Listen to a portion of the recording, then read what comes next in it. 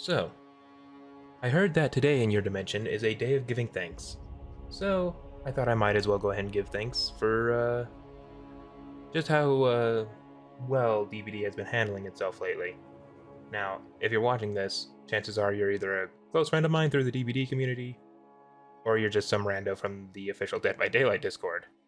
Either way, though, you'll know that I do tend to gripe endlessly, and I do mean endlessly about this game. That said, though, I really do think that behavior took home some pretty massive W's this year. So, going off of from last Thanksgiving to this Thanksgiving, let's go and take a quick overview, shall we?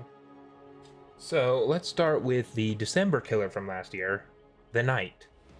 A lot of people hate the Knight, but personally, I think he's great. I think he's fantastic.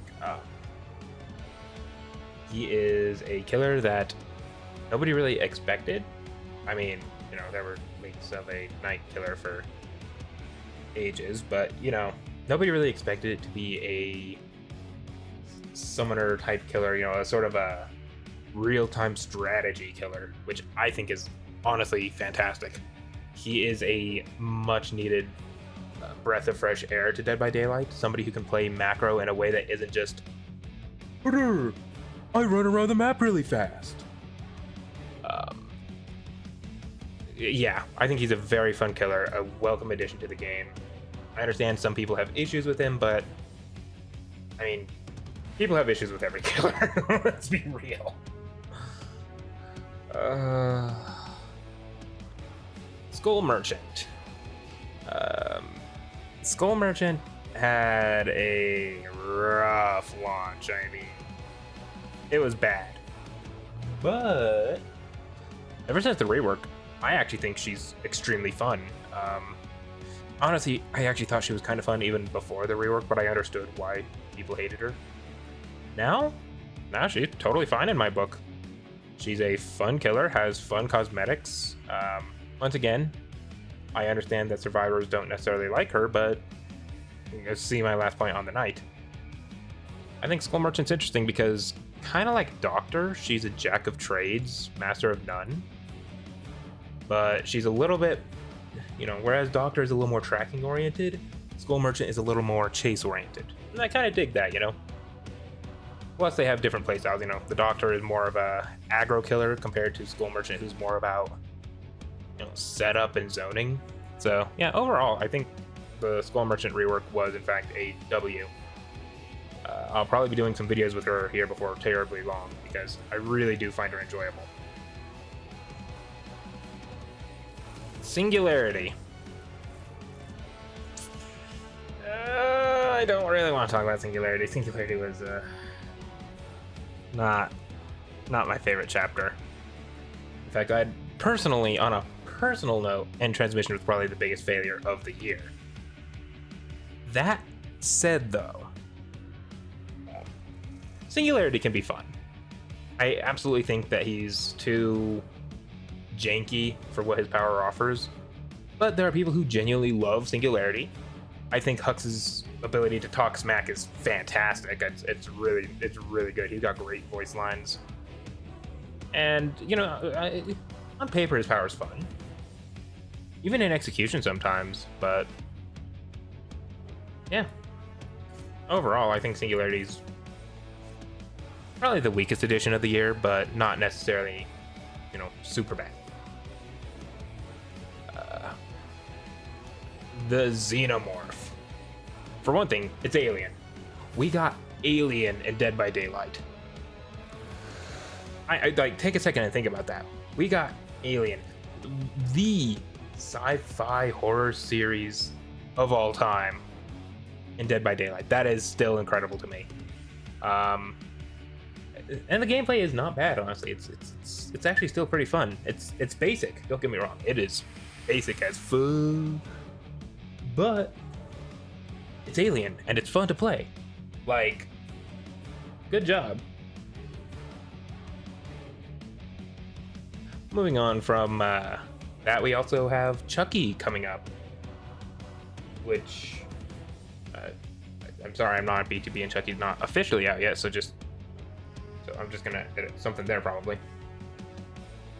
But, you know, Chucky, he seems fun. Definitely not necessarily my kind of killer, but I don't really like the haha I run fast killers.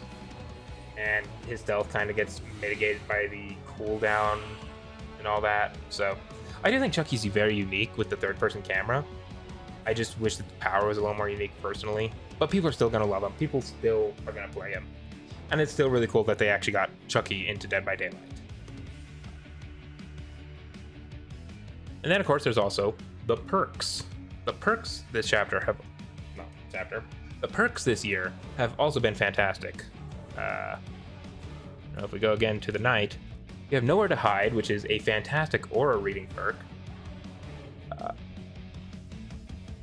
Which I have to say is very nice because of all the times that, you know, you kick a gen and it gets tapped 2 seconds later, and you kick it again and it gets tapped 2 seconds later. This kind of counters that, which is beautiful. It's beautiful. I love it. Just for that alone, it's good. Hex Face the Darkness. I think this perk is actually a lot of fun, especially on like Sadako or Pig. It's just, you know, all sorts of screams and stuff. Great information. A lot of fun on Pinhead too, because it can interrupt box solves for you. And then Hubris, which it's Hubris. What do you want me to say? It's okay. Not every perk is a winner, but we already knew that going in.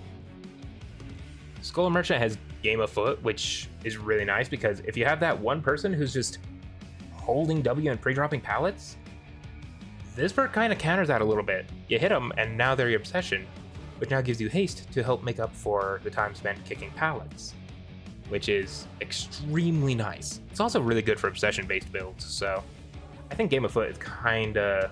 It's not great, but it is underrated. Thwack. What else is there to say? The perk name says it all, and the perk itself is massively underrated. It is basically it is a fantastic tracking perk. You do have to earn it, so it's not free, but I mean, it gives you both a Scream and an Aura Reveal, meaning you have to run both Calm Spirit and Distortion in order to counter it. That alone makes this a worthwhile perk to consider.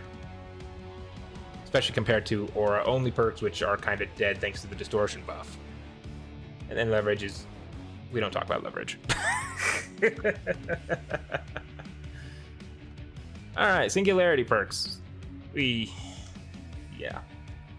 Genetic limits kind of just doesn't matter that much. I suppose it could be good, but... not crazy. Forced Hesitation is a lot of fun on, like, insta-down killers. It's also really good if you're camping with Clown. Like, obscenely good. And I mean, hey, I even, you know, it's one of those perks where you don't think you'll get value, but then you do, and you're like, hey, that ain't bad. That ain't bad at all. But that doesn't change the fact that it's really not the best. Then there's Machine Learning, which just, why do you have to kick 2 gens? It should just be any gen you kick. That's my only issue with it, because it's so clunky to activate on a base level. But otherwise, you know, it's a lot of fun. You get a bunch of haste and undetectable for a little bit. Like, that can really change the tides of a match. And then, of course, there's the Xenomorph perks with Ultimate Weapon, which is... yeah, that's pretty ridiculous. Rapid Brutality, which I think is basically going to become a lot better once Made for This is nerfed. And it's especially good on, like, Clown. It'll probably see some use on Doctor. It's an interesting perk. I look forward to messing around with it. And Alien Instinct, which, once again, very interesting perk. I got no value because Distortion exists, but, you know, it's a perk that exists. And then there's Chucky perks, which, once again, I'll just edit them here. And I'm gonna be honest with you, I think Chucky has the weakest set of perks this year. Because they, just today, announced a nerf to expired batteries, which was like an endgame perk, and now it's just a trash perk. It's not even worth running. So Chucky has Friends to the End, which is nice for Dredge and Sadako and stuff like that. Not for really anything else, though. Who can play is beautifully petty. Oh, and of course we have survivors as well, including Ellen Ripley, which finally we get another final girl. I think she's literally the first true final girl character we've had since Laurie Strode in 2016, before I started playing. So it's awesome that she's in the game, and I'll talk about the perks in a moment, but it genuinely is awesome. And then we got Nicolas Cage. Like, it's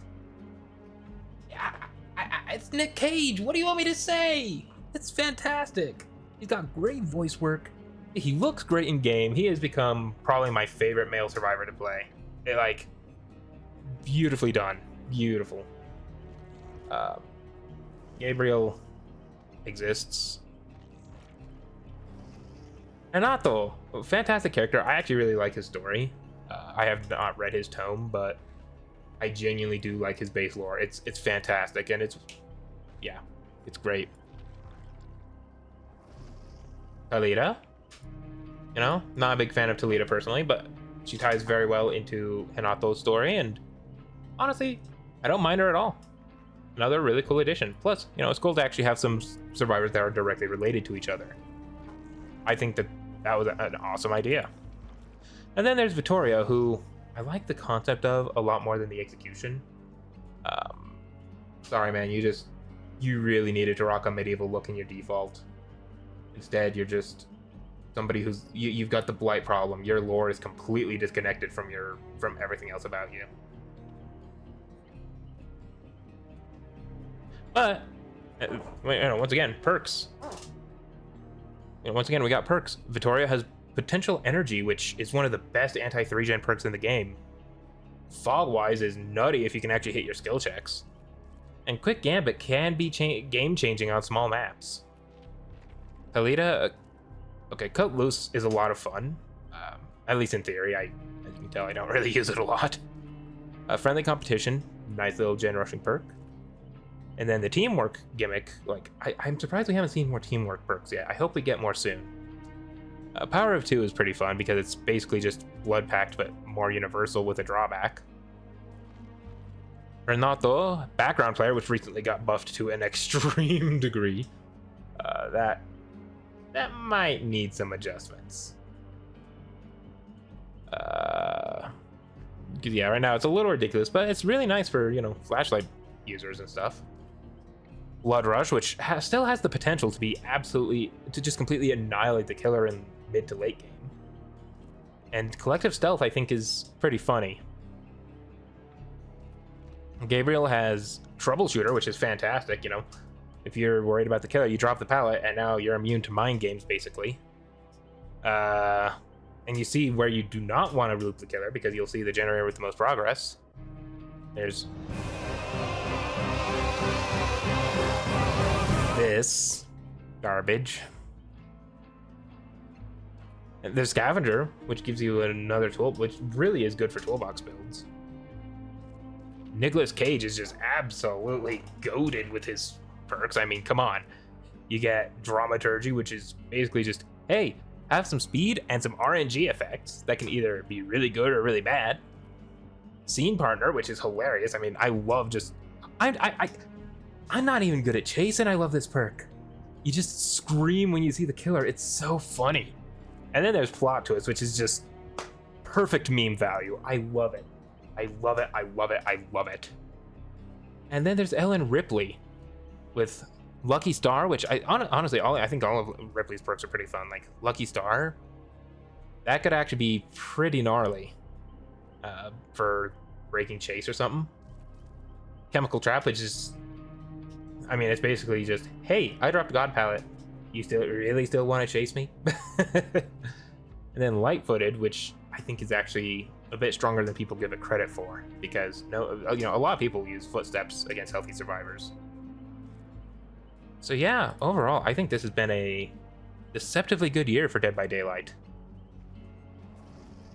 Additionally, on top of absolutely nailing the Skull Merchant rework, they gave a really nice rework to Sadako, and a very nice buff to the Trickster coming up, which is just honestly great for me. Like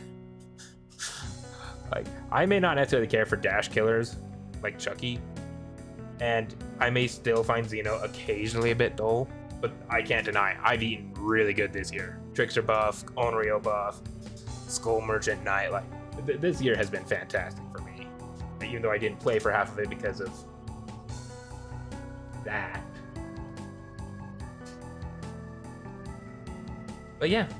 And obviously, I'm thankful to the community for continuing to keep the game alive. I'm grateful to Behavior for actually doing well. And most of all, I'm thankful for you for watching me babble on about Dead by Daylight for however long this video is. Until next time, this has been Proselyte Primus wishing you a happy Thanksgiving.